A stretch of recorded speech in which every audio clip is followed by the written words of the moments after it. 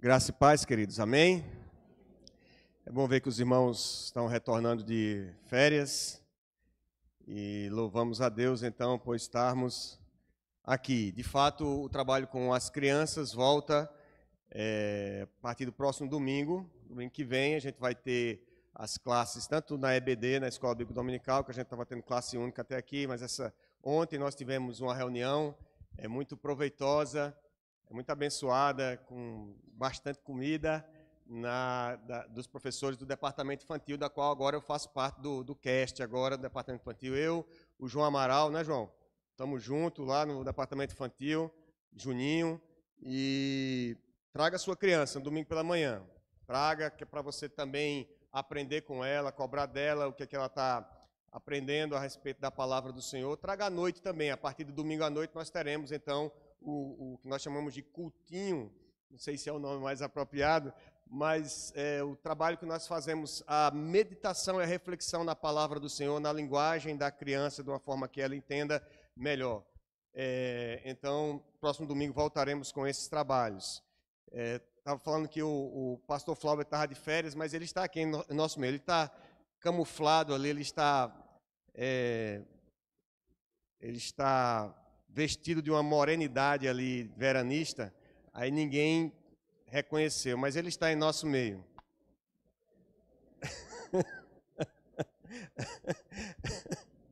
Eu não resisti não, viu, pastor? Próximo domingo já retorna, né, pastor? Graças a Deus estará aqui conosco. E os irmãos que estão nos visitando nessa noite, sejam muito bem-vindos. Eu sou presbítero aqui da igreja e hoje à noite nós temos o privilégio maravilhoso de trazer a palavra do Senhor, compartilhar a palavra do Senhor com os irmãos.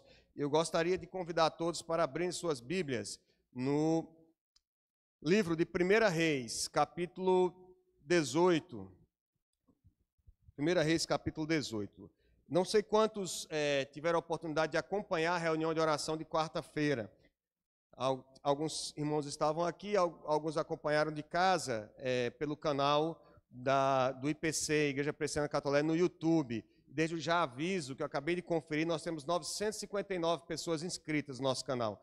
Falta tantinho assim para a gente atingir 1K, para a gente atingir 1000 pessoas. E você pode ser, então, usado para poder compartilhar o link, compartilhar o canal com outras pessoas. Nós não temos interesse de se tornar relevantes na internet, nem monetizar coisa nenhuma. A gente quer que mais pessoas possam ser notificadas quando aparecer um sermão novo no canal, quando a gente estiver pregando em reunião de oração, e eles possam também ser abençoados e alcançados pela palavra do Senhor através dessa tecnologia. Então, IP Catolé, você entra lá no YouTube e compartilha com outros. 1 Reis, capítulo 18, verso 36 em diante. E aí, na quarta-feira, na reunião de oração, nós pregamos aqui, eu disse que eu queria pregar sobre esse texto, mas foi do agrado do Senhor que a gente compartilhasse aqui o texto de João, capítulo 20, finalzinho do capítulo lá, e quando eu perguntei ao pastor no final da reunião de oração qual era o tema que a gente estava tratando agora em janeiro, qual era o tema que ele estava pensando em tratar, ele disse que tinha começado pregando sobre oração. Eu digo, então deu certinho para esse texto que eu queria compartilhar com a igreja. 1 Reis, capítulo 18, verso 36 até o 46.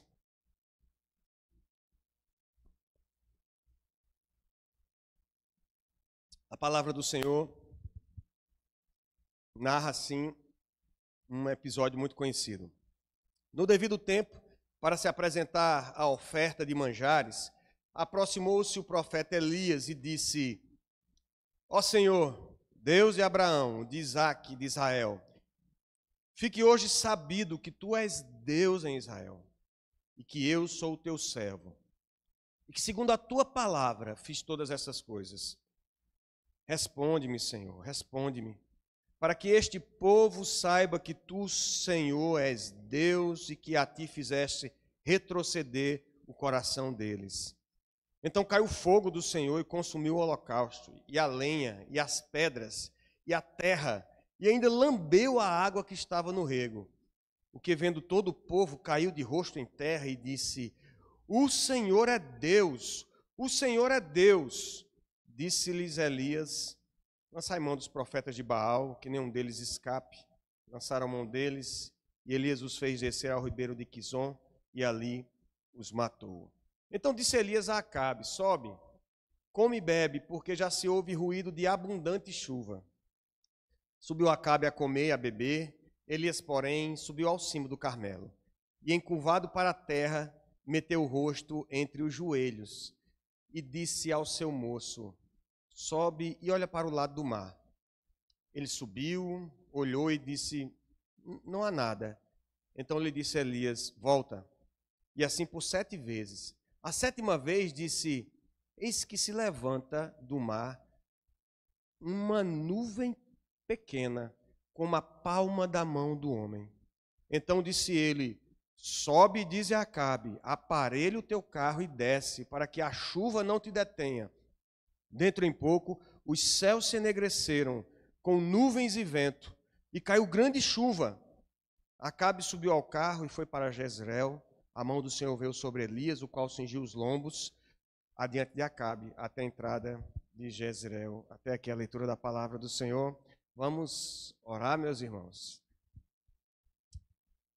Pai nosso que está nos céus, a terra é o estrado dos teus pés, santificado seja o teu nome. Deus, venha o teu reino e seja feita, Senhor, a tua vontade.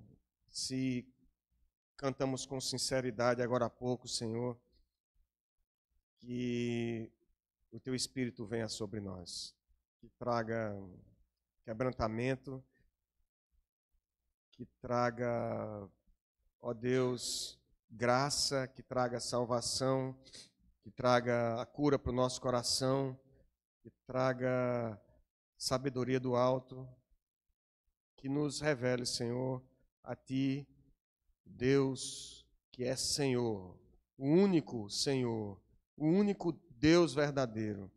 E nós, como seus servos, ensina-nos, Senhor, nessa noite, para a glória do Teu nome, através da Tua palavra. Estende Tua graça também a pastor Érico, que está lá em Boqueirão, derramando a Tua bênção, usando o Teu servo como boca do Senhor. Também a André e Duda, Senhor, que estão lá na Cabaceiras, concede também a Tua graça sobre eles de forma extraordinária, Senhor. Abençoa o Teu povo, edifica a Tua igreja, enche-nos com o Teu Santo Espírito, através da Tua palavra. Possamos sair daqui renovados no Senhor, para essa semana de fim de férias que se inicia, para a glória do Teu nome. É assim que nós oramos, Senhor, porque Teu é o reino, o poder e toda a glória, desde agora e para sempre. Amém. Queridos, ninguém, nem mesmo quem não é evangélico, que não é cristão, pode negar do valor de uma vida de oração, de alguém que se dedica à oração. Esses que não creem na palavra, nem creem em Cristo, como nós conhecemos, como o único suficiente Salvador, que traz sentido à nossa vida, à nossa existência, esses acreditam que a oração, de alguma forma, nos traga algum tipo de experiência espiritual ou que nos traga algum tipo de equilíbrio. E nós, os crentes, nós acreditamos no valor da oração, porque uma vez que nós fomos recriados por Deus, nós fomos feitos novas criaturas, nós precisamos nos relacionar com esse Deus. E esse Deus, ele se dá a conhecer a cada um de nós, e uma das ferramentas com que nós podemos nos relacionar com ele, além da leitura da palavra do Senhor, é através da oração, porque de fato ele é um Deus santo, santo, santo. Elias, esse homem que nós vemos aqui, um pouco da história dele, na verdade a história de Elias começa capítulo 17, ele é um homem meio misterioso, que ninguém sabe de quem ele é filho, de onde ele vem, só se fala, ele aparece no meio da história de Israel. Apenas o livro de Reis vai contar da história dele, embora o cronista, lá no livro de Crônicas, fale também a respeito dos reis de Israel, mas ele não vai tratar sobre Elias, especialmente sobre a história de Elias, as intervenções de Elias no Reino do Norte. Mas Elias é esse profeta, que ele viveu mais ou menos 800 anos antes de Cristo. Ele é contemporâneo de 3 reis, de Acabe, depois o filho de Acabe, Acasias, e depois Jorão. Mas a maior parte do seu ministério se concentra, então, no reinado de Acabe. E os irmãos lembram que depois de Salomão, o reino de Israel é dividido entre o reino do norte e o reino do sul. O reino do norte é inicialmente reinado por Jeroboão, e Jeroboão acaba com receio de que as pessoas venham para Jerusalém adorar a Deus e prestar culto ao Senhor. Ele estabelece locais de culto diferente daquilo que Deus havia estabelecido na sua lei. E acontece que os reinos do sul em Jerusalém, o reino de Judá, acabam por revezarem reis que tementes a Deus e outros não. Mas os reinos do norte, desde o início se afastaram dos caminhos do Senhor. E a gente chega nesse momento em que aparece esse rei chamado Acabe. E na história de Acabe, então, a história de Acabe se confunde um pouco com a história de Elias. Só que Elias acaba tendo proeminência como profeta no Velho Testamento, de modo que ele é inclusive lembrado no Novo Testamento. Ele aparece no Novo Testamento, se os irmãos têm recordação. Elias, ele marca de tal modo a história de Israel que as pessoas têm essa lembrança do profeta Elias como sendo esse homem que falava com poder, de que tinha essa intimidade com Deus e de que eles esperavam que um profeta viesse no poder de Elias. Quando Jesus está orando no monte numa determinada ocasião, os discípulos estão lá com ele e aparece no monte mais 2 pessoas. As vestes do Senhor se tornam resplandecentes, o seu rosto também brilha, mas os discípulos conseguem ver que ali com Jesus estão Moisés e Elias. Possivelmente um símbolo da lei e dos profetas ali com Cristo. Acredito que é Lucas que vai falar que eles estão conversando sobre aquilo que Jesus vai passar e todo o sofrimento que ele vai padecer, até ouvirem uma voz do céu, de que o Senhor fala do deleite que tem no Filho. Esse é meu Filho em quem me comprazo. E depois essas personagens desaparecem, ficando só Jesus lá, e os discípulos em seguida perguntam a Jesus, talvez motivados por aquela visão, porque que a palavra dizia que Elias tinha que vir. E Jesus explica que Elias já tinha vindo. Quem veio no poder de Elias, no mesmo espírito de Elias, teria sido João Batista. E as pessoas não lhe deram ouvidos. Então, Acabe, por sua vez, o rei aqui em que está acontecendo essa história, se Elias é o profeta que marca a história de Israel, Acabe é o rei que marca a história de Israel como sendo o pior rei que Israel teve. Se vocês voltarem um pouco a Bíblia de vocês, ou o celular aí, não sei onde vocês estão acompanhando, no capítulo 16, no final do capítulo, diz a palavra do Senhor que Acabe, filho de Onri, começou a reinar sobre Israel no ano 38º de Asa, rei de Judá. Versículo 29. E reinou Acabe, filho de Onri, sobre Israel em Samaria 22 anos. Fez Acabe, filho de Onri, o que era mal perante o Senhor, mais do que todos os que foram antes dele. Como se fora coisa de só menos andar ele nos pecados de Jeroboão, filho de Nebate, tomou por mulher a Jezabel, filha de Etbaal, rei dos Sidônios, e foi e serviu a Baal e adorou. E daí para frente vai ver a história de que Acabe levanta altares para que o povo adorasse a Baal. Então Acabe é esse rei que estabelece o culto, institucionaliza o culto a Baal no meio do povo de Deus. Baal era um deus sidônio, um deus ali de origem fenícia, que era responsável pela fertilidade, pelos frutos da colheita, pela chuva, pelo orvalho, que naquela região é algo muito importante para poder regar a terra, para poder a terra produzisse os seus frutos. E esse aqui é o panorama, o pano de fundo para esse relato que nós lemos aqui.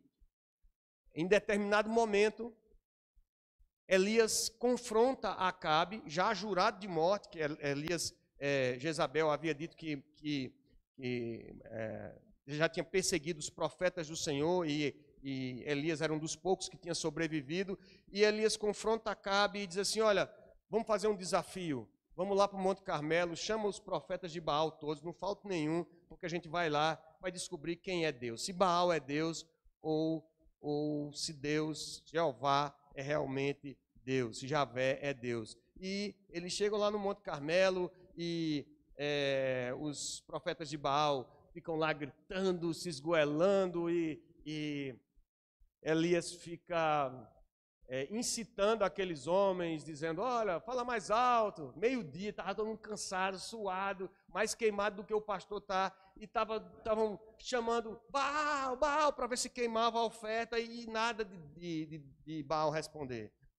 E além das chacotas, Elias, já no entardecer, na hora de se trazer a oferta dos manjares, ele refaz o altar do Senhor, 12 pedras, simbolizando as 12 tribos de Israel, e ele pede para se colocar lenha, coloca a oferta lá em cima, o animal para a oferta, e ele manda jogar água, e manda jogar água de novo, e manda jogar água de novo. E está todo mundo impressionado com aquilo, porque se o desafio é para cair fogo do céu, que ele jogasse querosene, que ele jogasse gasolina ou alguma coisa desse tipo, mas ele joga água sobre a oferta. E então ele faz essa oração que nós lemos aqui a partir do verso 36. Senhor, eu sei que o Senhor me ouve, mas para que esse povo conheça que o Senhor é Deus, responde-me. E Deus responde, traz fogo sobre a oferta, o fogo queima o animal, queima a madeira, queima as pedras e lambe a água. Só deixou o buraco lá onde tinha se feito a oferta, de modo que as pessoas ficam aterrorizadas e se lançam sobre a terra, clamando: o Senhor é Deus, Jeová é Deus, Ele é Deus. E daí para frente nós vimos um pouco mais da história a respeito de outra oração. Então nós temos duas orações aqui, uma que Elias fez ao Senhor nesse desafio, e uma outra oração que a gente não sabe bem como foi a oração, que palavras ele usou, mas a gente sabe como se procedeu essa oração, que ele estava de joelhos e orava ao Senhor e ao mesmo tempo pedia para que o seu servo visse como é que estavam as condições do tempo, as condições meteorológicas. Então, se precisamos falar sobre oração, eu acho que, para encerrar esse mês de janeiro, eu acho que é um bom exemplo para nós aprendermos sobre oração, é o exemplo do profeta Elias. Elias, primeiramente, ele ora se colocando como servo do Senhor. Veja no versículo 36, ele diz assim: aproximou-se o profeta Elias e disse: ó Senhor, Deus de Abraão, de Isaque e de Israel, fique hoje sabido que tu és Deus em Israel e que eu sou teu servo. Elias ora como servo, e nós precisamos aprender como Elias a orar como servo. Orar como servo significa manifestar uma experiência de vida como servo também. Elias tem essa consciência. Ele não está falando com qualquer Deus, ele não está falando com mais um Deus, ele está falando com o Deus Criador, o Deus que ele conhece, o Deus com que ele se relaciona, o Deus com quem ele conversa, o Deus que o manda fazer as coisas, o Deus que abre as portas para que ele possa seguir adiante, que mostra o caminho, o Deus de Abraão, o Deus de Isaque, o Deus de Israel. Vejam, era muito conveniente para qualquer pessoa servir a Baal naqueles tempos, naquela situação. Ora, se vivêssemos, né, naquela época se vivia numa cultura agrícola, em que toda a riqueza vinha da terra, quer seja do cultivo de plantas e alimentos, quer seja do cuidado com animais. E Baal era exatamente esse Deus que era responsável pela fertilidade, para que a terra desse o seu fruto. Mas Elias deixa claro que ele conhece o Deus a quem serve. É um Deus que tem uma história de relacionamento com o seu povo. Não é um Deus que veio lá da Fenícia e que todo mundo sabe, ele é o Deus da terra, então vamos servir que a gente vai aqui, se ele der a comida, a gente está bem na fita. Mas é um Deus que se relaciona com o seu povo, é um Deus que se revelou ao seu povo através da lei, é um Deus que enviou os patriarcas, é um Deus que escolheu um povo para que ele fosse conhecido em toda a terra. É o Deus que, segundo Moisés, deixou escrito lá no Pentateuco, ele criou todas as coisas. E não só criou e deixou para que o homem tomasse conta e que agora Deus deixou para a responsabilidade do homem tocar o resto da criação. Não, ele criou e sustenta todas as coisas pelo poder da sua poderosa mão. É dele e somente dele que vem a nossa existência. É dele e somente dele que depende a nossa existência e de mais nenhum outro. Pode mudar os governos, pode mudar as estações, pode mudar o clima, pode chover no verão, fazer sol no inverno, mas do Senhor é que vem a nossa subsistência. Ele é quem nos sustenta, dele depende a nossa existência. E é esse Deus que Elias conhece. E quem está falando aqui é quem serve a esse Deus. Ele tem um relacionamento de senhor e servo, de dependência. O que aconteceu um pouquinho antes disso aqui é realmente extraordinário. Elias se encontra com Acabe, no começo do capítulo 17, vocês vão ver isso aí, e ele diz para Acabe, olha, tão certo quanto vive o Senhor, não vai cair chuva sobre a terra, nem vai subir orvalho. A terra vai secar. E a gente vai falar um pouco mais sobre isso adiante, sobre essa palavra profética de Elias. E daí para frente ele se tornou pessoa não grata, porque como não chovia, o rei e a rainha achavam que a culpa era de Elias. E Deus manda Elias para um lugar chamado, perto de um ribeiro, a torrente de Queribe, e ele fica lá sendo cuidado por corvos. Eu não sei se vocês já viram um corvo, né? No meu tempo de menino tinha um desenho animado que tinha 2 corvos horrorosos, faísca e fumaça. E corvo... Tu lembrou, não foi, Rubia? Corvo nunca foi um animal muito assim... Ele nem era um animal aceito no sacrifício de Israel. Não era um animal puro, limpo. Mas foi do agrado de Deus que lá na torrente de Queribe, Elias fosse sustentado pelos corvos. Esse bichinho sujo, esse bichinho feio, era quem trazia o café da manhã, o garçom do café da manhã de Elias eram os corvos. Só que a estiagem foi tamanha que o ribeiro de Queribe também secou. E aí Deus tira Elias lá, do meio dos corvos, alimentado pelos corvos. Isso dá um bom filme da Disney, não dá? E ele tira ele de lá e coloca ele vai para Sarepta, uma cidade longe de Israel, nem fazia parte lá dos limites, dos domínios de Israel. E ele vai para Sarepta e ele vai ser sustentado por um empresário, vai ser sustentado por um homem que tinha propriedades. Não, ele vai ser sustentado por uma viúva. Uma mulher que não tinha marido, não tinha quem representasse ela, que já devia ali viver das sobras dos outros. e ele pede que ela traga algo para beber e algo para ele comer, e ela diz, olha, eu não tenho nada, meu Senhor, eu tenho um pouco de farinha, eu vou fazer um pão comer com meu filho e depois nós vamos morrer. Nossa perspectiva aqui é zero. A gente vai comer esse resto de comida e a gente vai morrer, porque ninguém tem mais perspectiva aqui, muito menos eu que sou viúva. Mas foi do agrado de Deus de que esse homem, que tinha saído da presença do rei, que tinha sido alimentado por corvos, fosse ser sustentado por uma viúva pobre. E Elias disse, olha, faz o seguinte, prepara o bolo que você disse que ia preparar, mas não é para tu e teu filho não, dá para mim. Porque o Senhor disse o seguinte, que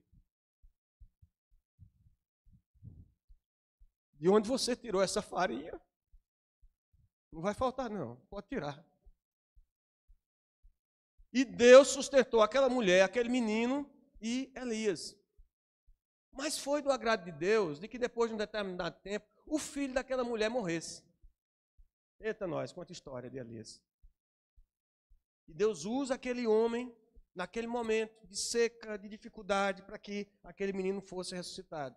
E agora Elias vai encontrar-se com Acabe novamente e está em meio a esse desafio no Monte Carmelo, que é um monte que tem muito a ver com a história de Elias, e ele, então, acontece os fatos que nós já descrevemos aqui.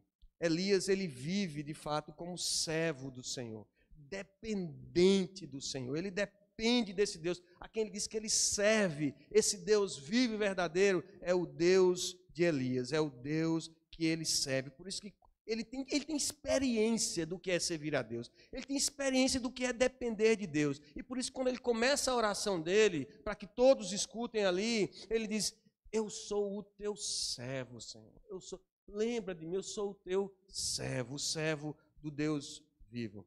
Jesus também nos ensina a orar de um modo semelhante. Ele nos mostrou que ao falarmos com Deus Todo-Poderoso, nós devemos nos achegar tão dependentes da vontade de Deus, que a nossa oração, na verdade, em vez de ser a expressão dos nossos desejos e pedidos, na verdade, ela se transforma no consentimento, na verdade, numa súplica para que a vontade dele seja feita e que o reino dele venha sobre nós. Por isso que nós oramos, seja feita a tua vontade, venha o teu reino. E aqui algumas aplicações rápidas para passarmos para o próximo ponto.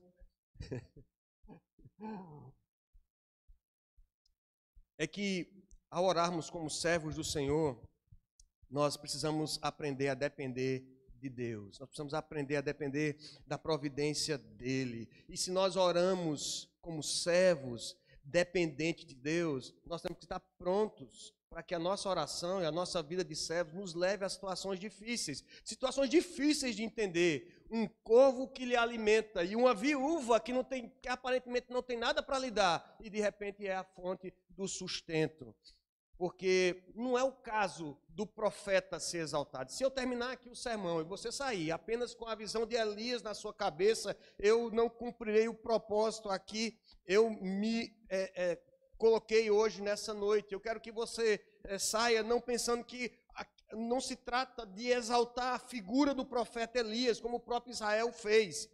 Mas não se trata de nós sermos honrados quando nós oramos. Às vezes a gente faz isso, Senhor, honra o propósito e honra o teu servo. Não se trata disso, mas de Deus cumprir a sua vontade e o seu propósito, trazendo arrependimento ao coração do perdido e trazendo a manifestação da sua glória.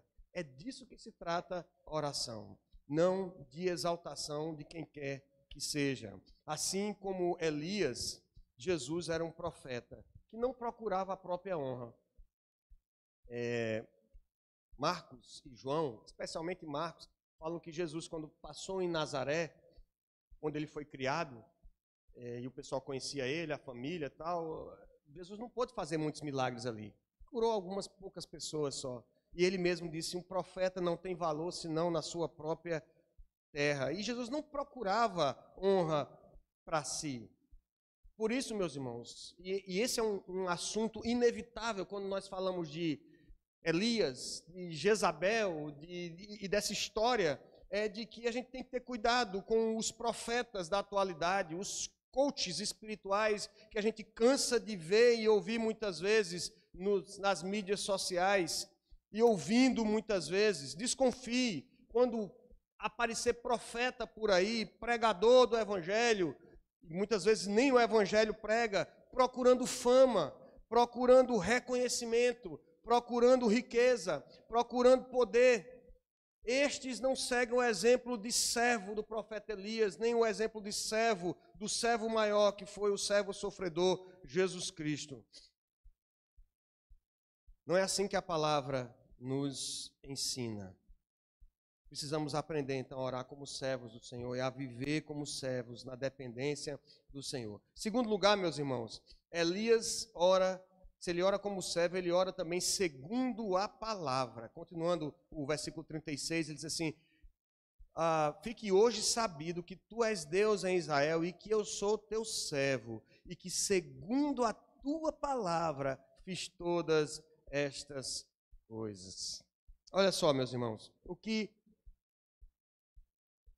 aparentemente parece para a gente aqui uma predição, uma vidência, uma previsão do futuro aqui, quando Elias, por exemplo, chega, a palavra profética dele para cá, diz assim: olha, não vai cair chuva nem orvalho sobre a terra. Ele está predizendo o futuro. Ou quando ele diz aqui nos versículos seguintes que nós lemos, que ele se ajoelha e ora e pergunta ao moço: olha, você está vendo alguma coisa por 7 vezes? E o moço olha lá e olha e vê uma nuvenzinha do tamanho da mão do homem. Mas antes disso, ele já chega para Acabe e diz assim: olha, vai, Acabe, comer, porque eu já estou escutando o barulho, eu estou escutando as trovoadas, eu estou escutando o ruído de abundante chuva. O que parece ser uma previsão do futuro, na verdade, é a pregação profética da palavra de Deus, da verdade de Deus. Meus irmãos, lá em Deuteronômio, capítulo 28, verso 12, diz a palavra do Senhor, na aliança do Senhor com o seu povo. Diz assim, falando dos castigos da desobediência: se o povo procurasse outros deuses, se o povo fosse rebelde à aliança, aos termos da aliança, se o povo deixasse a palavra do Senhor e deixasse o Deus que os havia tirado do Egito, diz o Senhor na sua palavra, Deuteronômio 28, a partir do verso 22, o Senhor te ferirá com a tísiga e a febre, a inflamação, e com o calor ardente, e a secura, e com o crestamento e a ferrugem, isso te perseguirá até que pereças. Os teus céus sobre a tua cabeça serão de bronze, e a terra debaixo de ti será de ferro. Por chuva da tua terra o Senhor te dará pó e cinza, dos céus descerá sobre ti até que sejas destruído. É a palavra do Senhor. O que o profeta está fazendo aqui, ele não está declarando uma visão de futuro, ele está trazendo uma palavra de imprecação, ele está trazendo uma palavra de maldição para Acabe, porquanto o povo de Deus e o próprio Acabe, agora o representante do povo, o rei e a rainha, haviam abandonado o Senhor e a sua palavra, abandonado o Deus da sua aliança. E Elias está dizendo: olha, a palavra do Senhor diz isso. Agora vai ficar sem chover, você não vai ver chuva nem orvalho, porque a palavra do Senhor o disse. E do mesmo modo, se vocês seguirem ainda em Deuteronômio, ainda no capítulo 28, os versos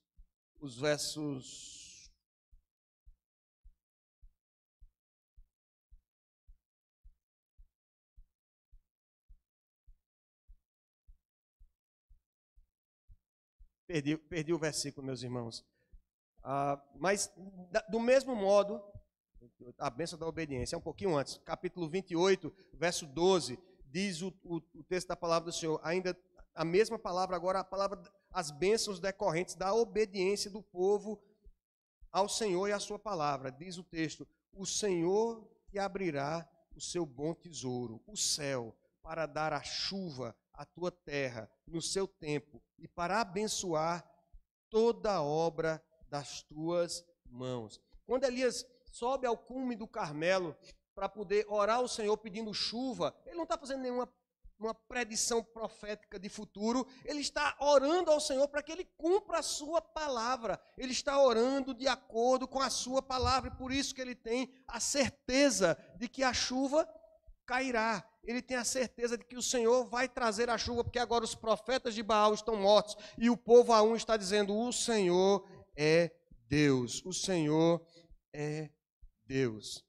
Ao nos ensinar a orar, Jesus também, de igual modo, não começou pedindo revelação. Quando os discípulos pediram para Jesus ensiná-los a orar, e ele nos deixou a oração dominical, por exemplo, ele não começou pedindo revelação do futuro, qualquer outra novidade para que os discípulos ali vissem o agir de Deus. Ele não pediu cura na sua oração, que podia tê-lo feito. Ele não pediu para que ali os necessitados fossem descedentados, mas ele orou: Pai nosso que estás no céu, santificado seja o teu nome. Venha o teu reino, faça-se a tua vontade. Esses pedidos revelam onde está o nosso coração e o que de fato nós realmente amamos. Meus queridos, se a palavra de Deus é o padrão de nossas orações, mais uma vez, cuidado com os falsos profetas que andam por aí dizendo que tiveram visões e sonhos, que Deus falou isso, que Deus falou aquilo, como se fossem pessoas que de algum modo gozassem de algum tipo de dom especial, não é? Muito parecido com as heresias gnósticas do primeiro século. E esses últimos dias foi um dos motivos também porque eu meditei sobre esse texto. Eu ouvi muito falar sobre algumas heresias e alguns profetas que andam por aí, especialmente nas redes sociais, falando coisas que me deixaram estarrecidos. E coaches, né, que agora não é mais profeta, é coach espiritual, coach, e dizendo que Deus falou e disse isso e disse aquilo, levando pessoas de boa fé a estocarem comida em casa, porque o Senhor havia falado que agora, com um momento político ou com o momento que nós estamos vivendo, Deus vai trazer uma seca e todo mundo tem que guardar comida em casa. Ou então comprar uma propriedade. Um colega veio falar comigo e dizer: rapaz, aconteceu isso com uma pessoa da família dele, da casa dele, e que a pessoa estava preocupada, querendo adquirir um sítio, algum local na zona rural para poder armazenar, cultivar a sua própria comida, porque os dias são maus, segundo a profecia desse determinado profeta. Ouvi de tudo, meus irmãos, essa semana. Ouvi de prefeitura, de prefeito que estava construindo um bunker, aquelas estruturas que o pessoal faz na guerra para poder se esconder dos bombardeios, que eles estavam, porque por causa das profecias que ele tinha ouvido, e que as pessoas tinham que se refugiar ali, porque os dias eram maus, e por causa disso ele está respondendo um processo do Ministério Público. Ouvi falar da profetisa do Pix, que ela ora e você faz o Pix para ela. E por fim me mandaram um vídeo, um irmãozinho me mandou um vídeo de um cidadão com uma aparência muito sábia. Ele está sentado assim, próximo a uma mesa, como fosse uma reunião de grupo discipulado, assim, como fosse um culto, talvez na igreja judaico-messiânica, não sei, e ele está sentado com aquela barba de sabedoria, que eu nunca vou usar, porque minha esposa detesta barba, mas daquelas que você, né, aquela barba grisalha, grande assim, que dá aquele ar de sabedoria, um kippá, e ele dizia com todas as letras que Yeshua, que é Jesus, não é Deus. E usava alguns versículos da Bíblia, totalmente fora do contexto, para dizer: está vendo aqui? Ele reconhece que Deus é o único Deus, então ele não pode ser Deus. E as pessoas ouvindo isso e balançavam a cabeça. Cuidado, queridos. O que Deus quer que nós saibamos sobre o fim dos tempos está revelado na sua palavra. Logo depois daquele texto de Deuteronômio 28 que nós lemos, Deuteronômio 29. É o versículo para ser escrito com letras douradas e deixar lá na sua casa, como diz o pastor Jamerson. Aquilo que está encoberto para nós. Deus estabeleceu que ficasse encoberto. E o que foi revelado, está revelado para nós, para nossos filhos, para nós ensinarmos qual é o caminho. E essa é a palavra que deve nortear as nossas orações, essa é a palavra que deve nortear a nossa vida. Não há necessidade de revelação adicional, trocar oração ou qualquer graça por dinheiro. Se é trocando por dinheiro, não é graça, meus irmãos, é comércio da palavra de Deus. Portanto, cuidado. Desde muito tempo, desde os tempos antigos. Quarta-feira eu falei sobre Cerinto. Acho que eu não citei o nome dele, mas era um cidadão contemporâneo do apóstolo João. E ele, já na época, dizia que Jesus não era Deus.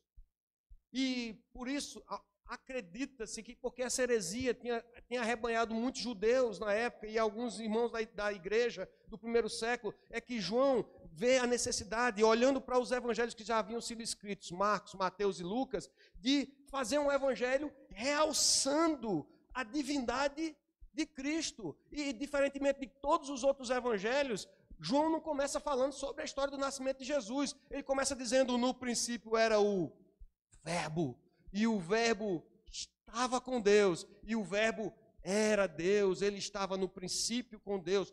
Todas as coisas foram feitas por meio dele, e sem ele nada do que foi feito se fez. Jesus é Deus.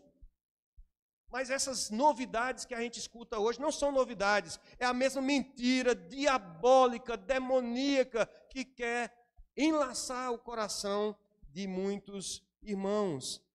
Que em vez de buscar na palavra de Deus, na palavra revelada do Senhor, a base para a sua vida, para a sua comunhão com Deus, para o seu relacionamento com Deus, fica ouvindo esses ensinos dos falsos mestres. Em terceiro lugar, meus irmãos, nós devemos orar de acordo como servos, reconhecendo quem é Deus, quem nós somos, orar de acordo com a palavra de Deus, nós devemos orar como Elias aqui, que ora com perseverança. Veja, passando agora para os versículos 41 em diante, há uma diferença entre a oração dos versos 41 em diante, dos versos 36 a 40. O negócio no verso 36 a 40 é imediato. Elias chega diante do Senhor e diz assim, Senhor, eu sou o teu servo, o Senhor é Deus de Abraão, de Isaac e de Israel, e eu sou teu servo, e para que as pessoas saibam aqui que o Senhor é Deus, responde, na hora, desceu fogo do céu, queimou tudo, deixou só o chumaço lá no chão, beleza, ótimo. Logo em seguida, esse evento, Elias sobe para o cume do Carmelo, novamente. E agora ele ora. Ele ora contrito, quebrantado na presença do Senhor. Ele está pedindo agora que chova, porque a palavra do Senhor diz que quando a bênção decorrente da obediência, nós lemos aqui, é chuva, é os céus abertos e Deus abençoando com chuva. E ele coloca a cabeça entre os joelhos.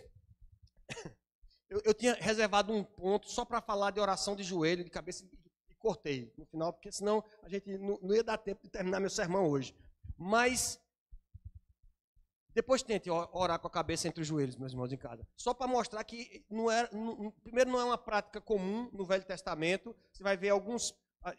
Essa palavra aqui de meter a cabeça entre os joelhos, você não vai ver mais em canto nenhum. Mas orar de joelhos, sim. E em que pese que a gente pode orar de joelhos com hipocrisia, sei lá, ou com alguma outra intenção menos nobre, querendo que Deus me escute porque eu estou de joelhos. A oração de joelhos muitas vezes nos lembra quem nós somos. Porque quando a gente está de joelhos, eu não consigo ficar pedindo, Senhor, me dá isso, Senhor, me dá aquilo, Senhor, eu estou passando por necessidade, Senhor, eu preciso disso. Porque quem está de joelho, está de joelho. Então você é servo, você está lá de joelhos. É por isso que o homem, quando vai pedir a mulher em casamento, ele fica de joelho, não é isso? Acho que é isso. Ele fica de joelhos. Ele está dizendo assim, olha, eu me rendo aqui, eu não tenho mais o que fazer, eu não tenho mais resistência. Né? Mas Elias, ele está de joelhos na presença do Senhor e ele ora, ele suplica ao Senhor, mas a resposta não vem. Ele ora uma primeira vez, a gente não sabe quais são as palavras que ele usa, mas ele tem um assessor para assuntos de meteorologia. Um jovem rapaz, um Timóteo da vida, estava lá auxiliando o trabalho profético. E, e ele pede para o garoto, o jovem, ir lá olhar o céu. Você está vendo o que, meu filho? Estou vendo nada. Tá bom, aí ele ora novamente. Está vendo alguma coisa? Estou vendo nada. Terceira vez. Eu acho que lá pela quarta, quinta vez, o jovem já estava assim, dizendo, ô mestre, está me fazendo de besta, né? Porque eu só vou e venho, não tem nada o que ver aí no céu. Mas lá pela sétima vez, ele vê uma nuvenzinha. E para parametrizar o negócio, ele deu uma medida na nuvem assim, aí ele chega e diz, olha, eu vi, tem uma nuvem que se levanta lá longe, e ela é do tamanho da mão do homem.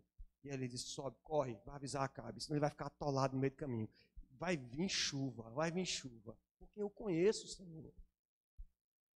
É o Deus a quem eu sirvo. Agora, Elias nos mostra aqui perseverança na oração. Embora Deus tenha respondido imediatamente com fogo no evento anterior, agora Deus, foi do agrado de Deus de que Elias tivesse que mandar o jovem 7 vezes lá ir e voltar para que ele obtivesse a resposta segundo a palavra do Senhor. Por que o Senhor não respondeu instantaneamente? Por que desse vai e vem do servo? E aí eu pensando nisso, eu lembrei do texto lá de Lucas, capítulo 18, e Lucas capítulo 18, talvez Jesus, um outro profeta, o nosso Jesus, ele nos ensina um pouco também sobre perseverança. Ele nos conta lá em Lucas 18 do dever de orar e nunca esmorecer. Não esmorecer. Orar sempre. E ele conta o caso de um juiz que era um cara ruim, um juiz iníquo, um homem mau. E uma mulher, uma viúva, que não tinha por quem intercedesse por ela, vivia batendo na porta desse homem, pedindo que ele julgasse a causa dela. Julga minha causa. Sabe como é que é aquele lance dos processos? Está lá embaixo, vai lá para baixo. E o juiz não queria saber, e ela foi lá. E Jesus disse, será que esse homem, mesmo ele sendo mau, será que ele não vai julgar a causa dela, que tanto o importuna? E ele termina essa história falando assim, não fará Deus justiça aos seus escolhidos, que a ele clamam dia e noite, embora pareça demorado em defendê-los? Contudo, quando vier o Filho do Homem, achará porventura fé na terra? E essa última frase de Jesus parece estar deslocada do contexto. Porque a gente está falando de perseverança e ele vem com essa história. E se quando o Filho do Homem voltar, será que ele vai achar fé na terra? E logo em seguida ele conta uma outra parábola sobre oração, que nos ajuda a ampliar o entendimento. Ele conta a parábola de um fariseu e de um publicano. E diz Lucas, escrevendo, que ele fala de alguns que confiavam em si mesmos por se considerarem justos e desprezavam os outros. Podia ser que ensinando sobre perseverança, sobre insistência, as pessoas dizem assim, então o negócio é insistir, então a gente vai orar, vai ficar orando, não, é o terreno da igreja que a gente quer que saia, então a gente vai orar por isso, a congregação de Buqueirão, a gente vai insistir, como se a insistência fosse em si a chave para que Deus de fato respondesse, mas em seguida, ele conta uma outra parábola, que não tem nada a ver com persistência, mas tem a ver com a disposição de quem pede, que é a de um fariseu que está lá na frente, que faz tudo certo. É um cara insistente, porque ele vai para a igreja, ele vem para a reunião de oração. Vem, meus irmãos, melhor do que nós, muito aqui, aquele fariseu, hein? Vem para a reunião de oração, vem, dá o dízimo. Ele jejua 3 vezes por semana, e não é jejum intermitente para ficar magro, não. É fariseu, assim, zeloso, um homem zeloso. E ele ora lá na frente da congregação, dizendo assim, olha, obrigado, meu Deus, porque eu não sou como esses irmãos aí, ó, que vêm para o culto domingo à noite, sou não, graças a Deus, Senhor, sou não. Nem sou como aquele publicano que está lá atrás. E Jesus conta que o publicano ele não tinha coragem nem de elevar os olhos para o céu para fazer sua oração. Ele orava, dizia, ser propício a mim, pecador. Ô Senhor, substitui o meu pecado, ser propício, apaga o meu pecado, retira de mim o meu pecado. E Jesus diz, aquele publicano voltou justificado para casa. Então pode ser que a gente caia no engano de que, achando que a perseverança seja de fato essa chave. Mas a chave, na verdade, é a fé. Por isso que Jesus, ele termina dizendo assim, olha, achará porventura fé na terra? Vamos voltar para a história de Elias para ver se a gente consegue fazer a conexão aqui e vocês entenderem aonde eu quero chegar. Elias sai de uma vitória épica. Um negócio espetacular. Ele nunca tinha acontecido isso antes. Ele vai para o monte, chega lá, junta os 450 profetas de Baal, ele ora, cai fogo do céu, queima oferta, pedra, os profetas de Baal são exterminados, o povo agora está clamando ao Senhor. Ele podia chegar aqui agora diante da presença do Senhor e dizer assim, Senhor, sou eu, que fui eu que estava lá no monte, aqui nesse monte mesmo, vencendo os profetas de Baal. Eu decreto, em nome do Senhor, está na tua palavra, vem chuva. É agora, eu decreto. Está na palavra do Senhor, então a chuva vai vir.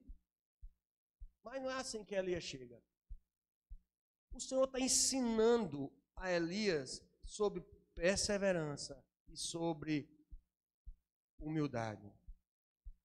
Ele está orando de acordo com a palavra de Deus, mas ele não decreta, ele não declara que chova, porque é filho da aliança, ou porque Deus está dando vitória e ele tem autoridade, blá, blá, blá, essas outras coisas que a gente às vezes escuta no meio evangélico. É engraçado que a autoridade na palavra do Senhor, a autoridade daqueles que servem a Deus, ela anda junto com humildade. De modo que a parábola lá da viúva combina com a parábola do publicano e do fariseu, porque se há uma disposição insistente em pedir, há uma disposição humilde em reconhecer de que ele é Deus e que a vontade dele é que vai ser satisfeita, é o tempo dele, ele é quem governa a história, ele é quem é Senhor, eu sou apenas servo. Deus está apenas estabelecendo a sua vontade. Que aplicação nós podemos tirar disso? Persevere orando, meu irmão. Persevere orando. Ore segundo a vontade de Deus. Ore por aquele membro da sua família que está longe dos caminhos do Senhor. E você já desistiu de orar. É seu filho, sua filha, talvez seus pais, talvez seu irmão. E você já cansou, já passou tanto tempo orando. Ore, meu irmão. Persevere orando. Ore por avivamento espiritual da igreja. Talvez você já tenha orado algum dia, talvez nunca tenha orado. Eu quero dizer a você, persevere orando para que o Senhor avive a sua obra no meio da sua igreja. Ore pelo perdão do pecado, aquele pecado que é o pecadinho de estimação, que você tem lutado contra ele. Mas é de um jeito tal que você já se conformou com ele. Já está diante do Senhor dizendo, Senhor, só sabe, é porque eu sou assim mesmo, eu sou mentiroso, sou fofoqueiro mesmo. É que eu sou murmurador, Senhor. É que eu sou adúltero mesmo, eu não consigo ver uma mulher. E você já se conformou porque você acha que isso é uma fraqueza. Ore, insista diante do Senhor, peça que o Senhor seja propício a você. Ore, reconhecendo os méritos de Cristo na cruz do Calvário. O sacrifício de Cristo Jesus não é menor do que qualquer outro problema que você tenha, ou do que qualquer outro alvo que tenha para ser alcançado, quer seja a conversão de alguém em casa, quer seja alguma bênção na sua família, quer seja a bênção do perdão do pecado, a resolução da mágoa. Ore, insista diante do Senhor. Insista, humilhado diante de Deus, para abandonar os pecados e revestir-se do Espírito Santo. Ore por missões, por missionários. Ai, Theo, mas eu já orei, mas não está tão distante. Ore, meu irmão, insista. Quem sabe o Senhor não quer te levar daqui para outro lugar. Quem sabe o Senhor não tem um trabalho para você em outro lugar e é lá que você vai fazer missões. Quem sabe o Senhor não quer te usar para sustentar no campo missionário, sustentar alguém, para ajudar algum daqueles irmãos que estão ali no quadro da APMT. Ore por missões, ore por missionários. Isso reorienta as nossas prioridades. Persevere. E por fim, meus irmãos, a oração de Elias, baseada na palavra de Deus, reorienta a nossa perspectiva.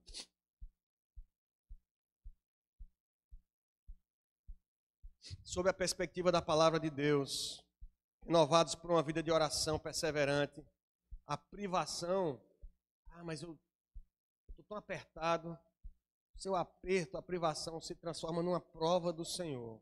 O pãozinho com café de manhã se transforma na providência de um Deus bondoso. Eu lembrei disso quando eu estava tomando café hoje para vir para a igreja. Eu tinha meditado ontem, hoje de madrugada, quando foi de manhã que eu fui tomar café, minha esposa tinha deixado lá tão lindo, meu Deus do céu. 2 torradinhas, uma tapioca. Olha, foi fartura hoje, Jesus. Eu sentei. E às vezes a gente come com tanta pressa. A bocanha, a comida, nem lembra que ali tem um milagre acontecendo do seu. Talvez os corvos não tenham vindo te alimentar. Talvez você não tenha sido alimentado por corvos hoje, na hora do café, do almoço, não teve esse privilégio. Mas o Senhor providenciou teu sustento. Quando você sentar hoje, quando você sair daqui, se for comer pizza, chama o presbítero. Mas na hora que você sentar para comer, lembre que aquilo que está na mesa ali é providência do Senhor. A oração, segundo a palavra de Deus, uma vida de serviço, reorienta as nossas perspectivas. Uma noite de sono é prova do cuidado de Deus. Que Deus está trabalhando enquanto você dorme. E você nem lembra de agradecer quando você acorda. Acorda, estou atrasado, trabalho e tal. O Senhor estava trabalhando enquanto você dormia para providenciar o cliente, para fazer com que o trânsito estivesse dentro das condições para você pegar o trânsito quando você saísse de casa. E você, enquanto dormia, Deus estava cuidando da sua vida. A oração baseada na palavra de Deus reorienta a nossa perspectiva. A doença se transforma num caminho de aprendizado e oportunidade para dar testemunho do Senhor. A perda de um ente querido se transforma num exercício de esperança na eternidade. Experiência de vitória sobre a morte. Uma nuvem do tamanho da mão de um homem no horizonte se transforma na prova cabal, incontestável, de que os céus e a terra passarão, mas a palavra de Deus não passará. Nenhum tio, nenhum i dessa palavra passará, porque o Senhor é Deus que governa a história, que governa as nossas vidas. Sob a perspectiva da palavra de Deus e treinados numa vida de oração humilde e submissa, a cruz, que para muitos é só um enfeite. E talvez para alguns o registro de uma morte cruenta, sem glória, uma morte marginal, daqueles que eram amaldiçoados por causa dos seus crimes. A cruz, sob a perspectiva da palavra de Deus, ela se transforma, segundo o apóstolo Paulo lá escrevendo aos Colossenses, no cancelamento do escrito de dívida que era contra nós, que constava de ordenanças, que nos era prejudicial. E foi removido inteiramente, cravado na cruz. O mais magistral símbolo da vitória sobre a morte. Pois na cruz os principados e potestades foram despojados, expostos publicamente ao desprezo. Sob a perspectiva da palavra de Deus e de uma vida de oração, a cruz não é mais um símbolo de morte e vergonha, mas de triunfo, de vitória sobre o mundo, sobre o pecado. Aliás, a morte, que é o poder do pecado, o aguilhão do pecado, não impõe mais medo àqueles que creem. Alguns vivem sob o domínio do medo. Medo do governo, medo da criminalidade, medo do ar, medo do vírus, medo de tudo. Alguns vivem sob o domínio do medo. Mas aqueles que creem, que vivem sob uma perspectiva da palavra do Senhor, eles entendem que a morte, ela foi vencida. É apenas mais um dos inimigos derrotados pela cruz de Cristo. Augusto Nicodemo disse que quando a gente diz que vai encerrar, a gente ainda fala mais uns 20 minutos. Mas encerrando mesmo, meus irmãos, a aplicação final. Como é que você tem visto a realidade? Será que nós ainda estamos no começo do ano? Talvez você se encontre como refém do medo. Você anda com medo de tudo, está escutando muita notícia ruim e tal. Está com medo de adoecer, está com medo de que os seus negócios deem errado, medo de perder quem você ama por uma doença, ou seja lá o que for. Talvez você esteja até mesmo motivado pelo medo, escutando esses coaches, essas novidades aí, pensando em se abrigar num sítio afastado, sei lá. E eu quero convidar você para buscar e viver pela palavra de Deus, se relacionando com Ele em oração, reorientando a perspectiva da realidade, a perspectiva de sua vida, não de acordo com os ensinos desses homens, desses falsos mestres, desses falsos profetas, mas com o ensino do profeta maior, que é Cristo. Ele reorienta a perspectiva de nossa vida para vivermos não presos ao pecado, não com medo da morte, mas livres, alegrando-nos e deleitando-nos nele e na presença do Pai. Amém? Vamos orar, queridos? Vamos orar.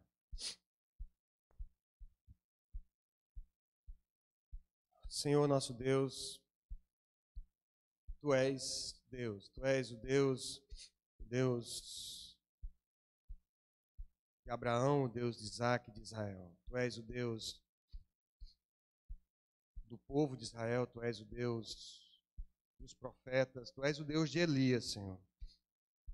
Tu és o Deus que veio até nós, encarnado na figura do Teu Filho, Jesus Cristo, que nesse momento intercede por nós, porque nós nem sabemos orar como convém, Senhor. Tu és o nosso Deus. Tu és o Deus que cuida de nós. Tu és o Deus que se relaciona conosco. Tu és o Deus que nos deixaste essa palavra santa e que nesse país nós temos o privilégio de tê-la e poder ler e poder compartilhar dela com liberdade. Glória ao Teu nome, Senhor, por isso. Recebe nossa adoração nessa noite, Senhor. Nós somos os Teus servos, mas queremos mais do que falar que somos Teus servos. Nós queremos viver como servos do Senhor, dependentes do Senhor, reconhecendo que o Senhor que tem sustentado todo o universo, com a Sua poderosa mão, tem também concedido a cada um de nós o sustento da nossa vida. Mais que isso, o Senhor nos concedeu grande, portentosa salvação em Cristo Jesus. Ó Deus, que o Senhor volte os nossos olhos para a cruz a cada dia que nós acordarmos, ao deitar, ao nos alimentar, ao falar com os nossos amigos, ao falar com a nossa família. Ó Deus, que nós possamos reorientar a nossa vida através da cruz de Cristo. Ó Senhor, que o sangue vertido naquela cruz, o sangue derramado, o sangue precioso do Cordeiro, possa trazer para nós, Senhor, alegria no Espírito, possa trazer para nós esperança de vida eterna, possa ser, ó Deus, a esperança de perdão dos pecados, de arrependimento sincero, de perdão do nosso irmão, para a glória do Teu nome, Senhor. Ensina-nos a viver como servos, amar a Tua palavra e nos orientarmos por ela e reorientarmos toda a realidade, Senhor, da vida, a não andarmos como um mundo, com medo das coisas, com medo da morte. Ó Deus, concede-nos a bênção de experimentar também, Senhor, a alegria da salvação, do despojamento dos principados e potestades, pela vitória de Cristo na cruz do Calvário. Concede-nos segundo a Tua vontade, Pai, segundo a Tua palavra, e no nome bendito de Jesus Cristo, nosso Salvador. Amém.